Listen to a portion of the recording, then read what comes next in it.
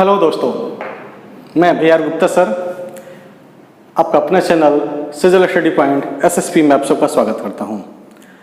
आज हम लोग देखेंगे क्लास 10th का मैथ का चैप्टर नंबर 3, जिसका नाम है दो चरों वाले रैखिक समीकरण युग्म। तो इसका इंट्रोडक्शन हम लोग पिछले वीडियो में देख लिए थे। आज हम लोग देखेंगे प्रश्नावली 3.1 का पहला क्वेश्चन। प्रश्नावली 3.1 का पहला क्वेश्चन है, अवताब अपनी पुत्री से कहता है 7 वर्ष पूर्व मैं तुमसे 7 गुनी आयु का था। कितनी आयु का था? 7 गुनी आयु का था। अब से 3 वर्ष बाद मैं तुमसे केवल 3 गुनी आयु का रह जाऊंगा। इस स्थिति को बीजगणितीय एवं ग्राफीय रूप में व्यक्त कीजिए। माना कि अवताब की वर्तमान उम्र हम मान लेते हैं x वर्ष। देखिए, ऐसे क्वेश्चन में हमेशा हम वर्तमान उम्र की ही चर्चा करते हैं। क्यों करते हैं? क्योंकि अभी से हम 10 वर्ष बाद या 10 वर्ष पहले की हम बात करते हैं। तो जो अभी है उसको हम क्या बोलते हैं? वर्तमान बोलते हैं। तो हम मान लेते हैं कि अवताब की वर्तमान उम्र कितना है? x वर्ष।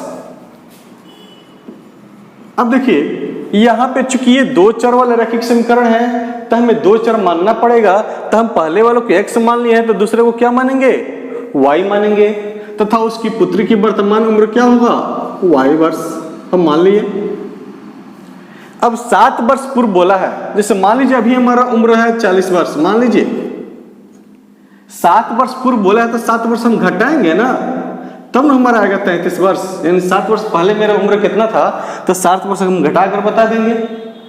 7 वर्ष बाद बोलेगा तो 7 हम क्या करेंगे? जोड़ देंगे तो कितना हो जाएगा? 47 वर्ष हो जाएगा। ठीक है, तो 7 वर्ष पूर्व बोला है तो 7 वर्ष पूर्व क्या होगा? अवताब की उम्र, तब अवताब की उम्र है x, उसमें से 7 घट जाएगा तो x - 7 वर्ष हो जाएगा।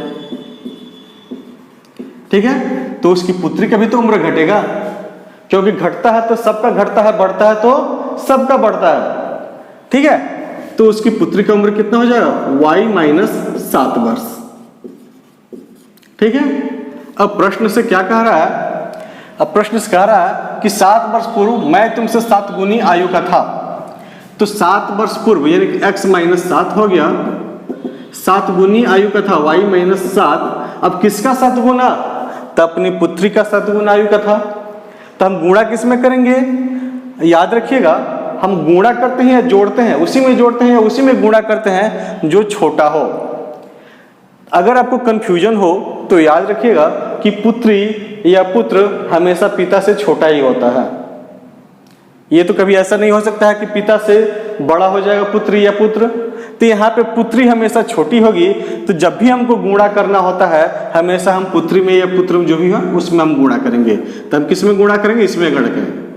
ठीक है ना, तो 7 से हम गुणा कर देंगे। अब कितना हो जाएगा? ये x - 7 रहेगा ही, 7 में y से 7y -7 से कितना हो जाएगा? 49। ठीक है, इसको इधर ला दीजिए, इसको इधर लाइए तो क्या हो जाएगा? x - 7y बराबर, अच्छा ये -49 है, ये इधर जाए हम 7 को लेकर आएंगे तो क्या होगा? +7 हो जाएगा। यानी कि हो जाएगा कितना? x - 7y बराबर -42। अब अलग अलग चिन्ह होता तो घटाते हैं, और जो बड़ा होता है उसी का चिन्ह लिखते हैं। ठीक है, ये हो गया आपका समीकरण नंबर 1। दूसरा कह रहा है शर्त 3 वर्ष बाद। तो 3 वर्ष बाद बोला है तो हम दोनों में 3 वर्ष जोड़ेंगे, तब अवताब की उम्र कितना हो जाएगा? x + 3 हो गया। ठीक है, उसकी पुत्री की उम्र कितना होगा? y + 3 हो जाएगा।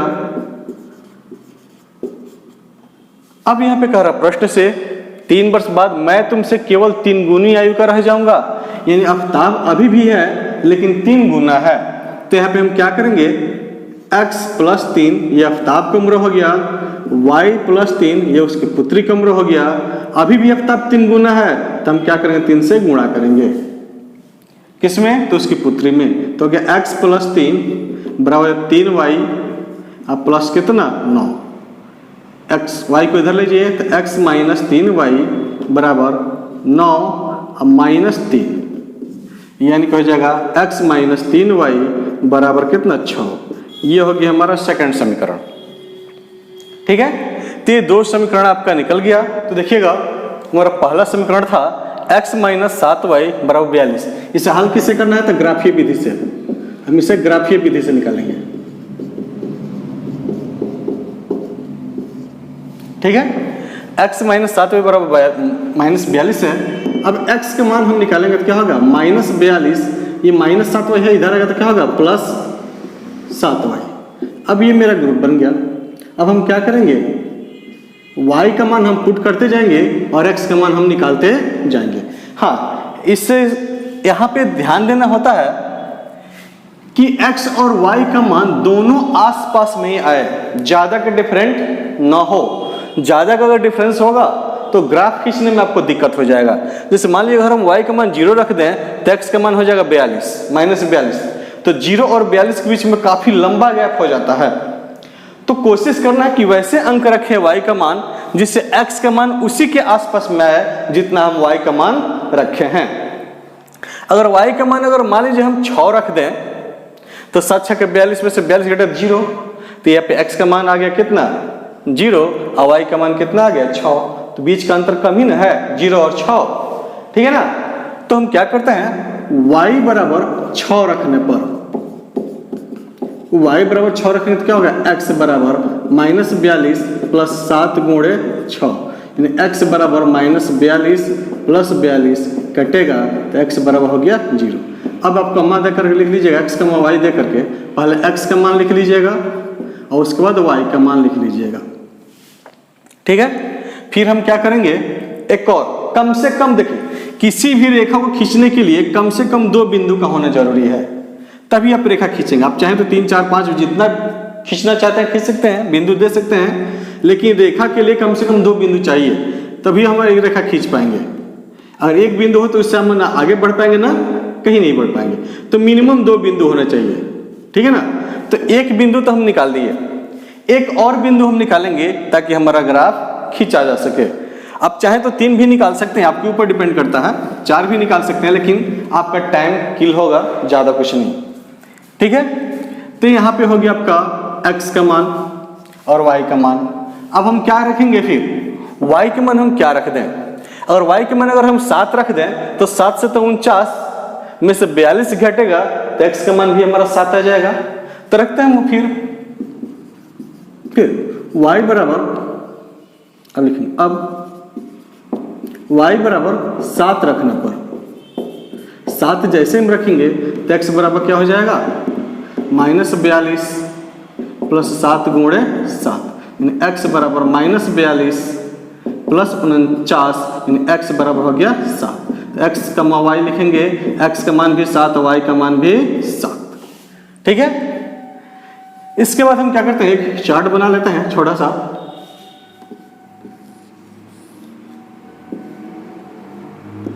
ऐसे बनाएंगे, एक में x है, यहाँ पे y।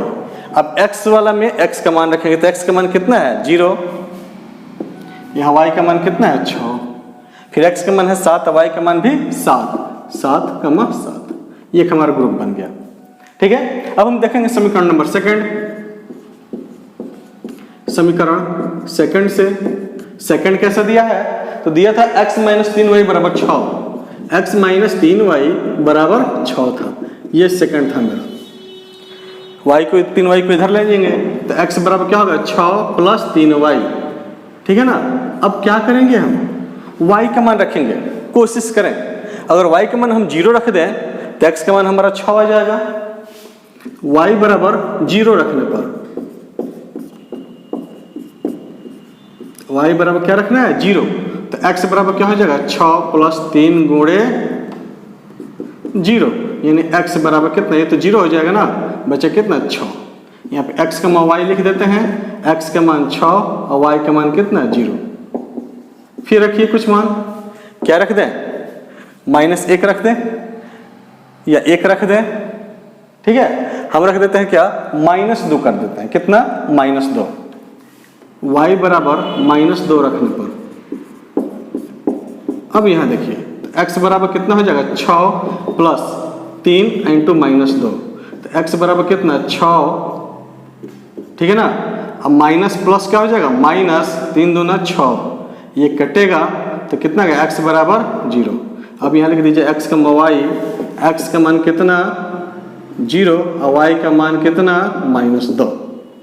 ठीक है, इसका भी ऐसे ही एक चार्ट बना लेंगे हम। ये तो आपका फर्स्ट का हो गया था, ये हो जाएगा आपका सेकंड के लिए। ये x हो गया, ये y हो गया। x का मान कितना है 6, y का मान 0, 6 का मान 0, x का मान 0, y का मान -2, 0, -2। ये हो गया समीकरण नंबर सेकंड का।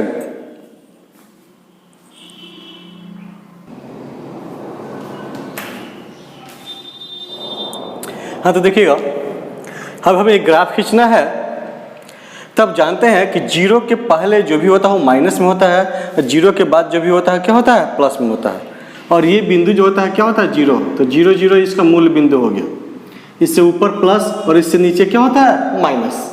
ठीक है ना। अब यहाँ पे हमें देखना है पहला समीकरण से x का मान 0 है, y का मान 6 है। x का मान 0 रखना है, यानी कि यही ना x है, ये 0 रखना है और y का मान 6, तो y का मान 6 हो जाएगा यहीं पर। चूंकि ना हम इधर जा पाएंगे नहीं इधर जा पाएंगे, हमारे 0 यहीं पर है, तो इसी से हम 6 ऊपर बढ़े, 2 3 4 5 6, तो हो गया 0,6। ठीक है, उसके बाद x का मान 7 और y का मान भी 7, तो x में हम 7 बढ़ेंगे, 1 2 3 4 5 6 7, और y का भी 7, तो 7 के सामने हम जाएंगे। वैसे हम कोशिश कर रहे हैं स्केल की सहायता से इसको सही करने के लिए, लेकिन ग्राफ पर ही सबसे बेहतर होगा। मेरे ख्याल से ये हो गया 7, इधर से जाएगा ये भी हो जाएगा यहाँ 7। आप लोग ग्राफ पे खींचेगा बहुत बेहतर जाएगा। ठीक है ना, तो ग्राफ पर खींच लीजिएगा। ये हो गया आपका 7 7, ये बिंदु हो गया 7,7। ठीक है, अब यहाँ पे देखिए इसका हम समीकरण का जो है ग्राफ खींच लेंगे। ग्राफ खींचते हैं हम, मिलाएंगे इसको।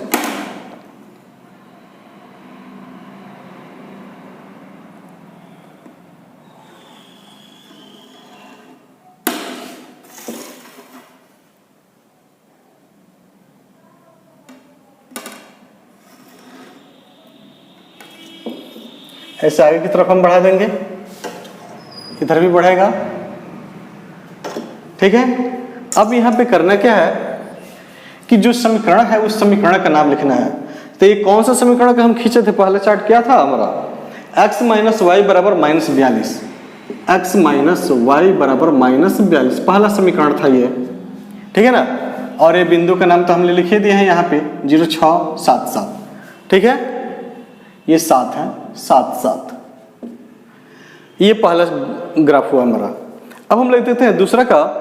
दूसरा का क्या है, x का मान 6 है और y का मान 0 है। तो x का मान 6, यहाँ पे हम 6 रखेंगे, और y का मान 0, तो नहीं ऊपर जाएगा नहीं नीचे आएगा। क्यों, क्योंकि y का मान तो यही पे होगा, नहीं ऊपर जाएगा, ऊपर जाएगा तो प्लस में होगा, नीचे जाएगा तो माइनस में, लेकिन 0 रखना था, हम इसी लाइन पर रखेंगे। तो ये हो गया आपका कितना 6,0 हो गया। ठीक है, इसके बाद हो जाएगा हमारा दूसरा दिया है x का मान 0 और y का मान -2। x का मान 0 है, y का मान -2, तो ये हो जाएगा y -2 ही जा रहा है, तो हो गया 0,-2, ये हो गया। अब हम इसको मिलाएंगे, इन दोनों को मिला देते हैं। देखिए दोनों बिंदु को, ये दोनों बिंदु को हम मिलाएंगे।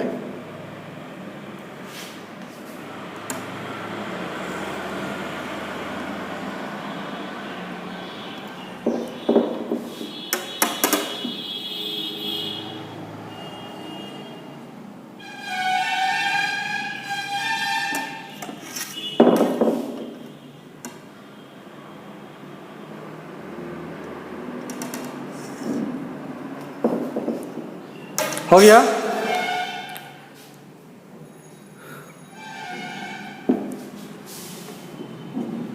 ये मेरा हो गया, दोनों बिंदु क्लियर हो गया।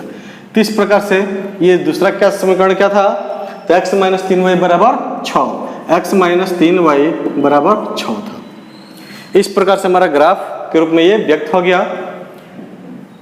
आपको ये वीडियो अगर अच्छी लगी हो तो प्लीज़ इसे लाइक शेयर और सब्सक्राइब कीजिए।